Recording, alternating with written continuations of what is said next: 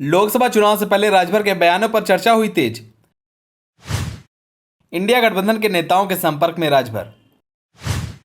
खुद मीडिया के सामने राजभर ने कही ये बात। क्या राजभर चुनाव से पहले पलट देंगे बाजी? बीजेपी का साथ छोड़ इंडिया गठबंधन का लेंगे साथ। चलिए आपको बताते हैं। लोकसभा चुनाव से पहले उत्तर प्रदेश की राजनीति में काफी गहमागहमी देखने को मिल रही है।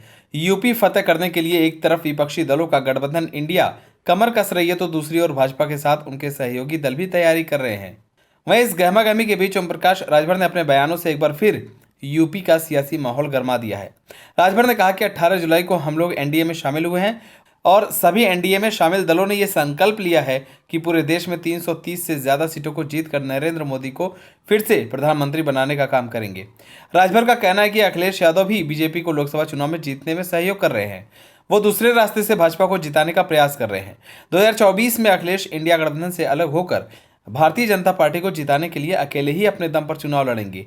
इसी के साथ ही राजभर ने आगे कहा कि उत्तर प्रदेश में विपक्षी धराशायी हो चुका है और 2017-2022 के चुनाव में कोई भी पार्टी बीजेपी के सामने टिक नहीं पाई, तो अब 2024 के लोकसभा चुनाव में स्थिति यह है कि विपक्ष बिखरा और डरा हुआ है।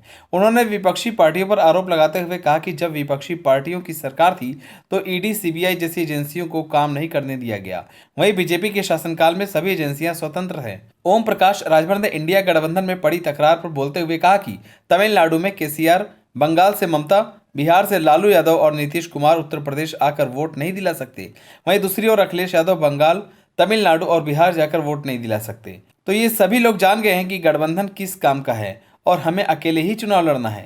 राजभर ने कहा कि हम तो एनडीए में शामिल होकर सहयोग कर रहे हैं और समाजवादी पार्टी हटकर बीजेपी का साथ दे रही है। ओपी राजभर ने कहा कि अब तक इंडिया गठबंधन की 3 बैठक हुई और अब कोई चर्चा नहीं है। कांग्रेस ने यूपी में सपा को दिल खोलकर समर्थन किया और उत्तराखंड में सपा ने कांग्रेस को ही हराया।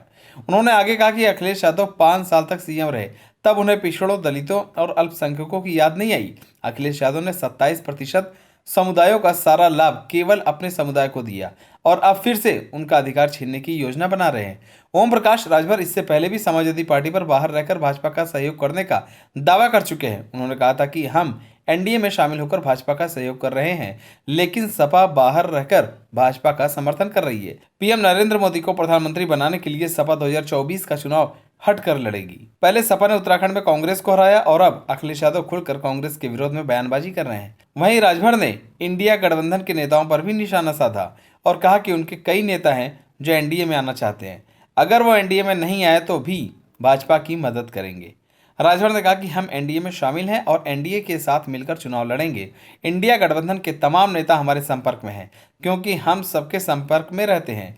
इसका मतलब ये नहीं कि हम उनके साथ जा रहे हैं, बल्कि वो हमारे साथ आने को आतुर हैं।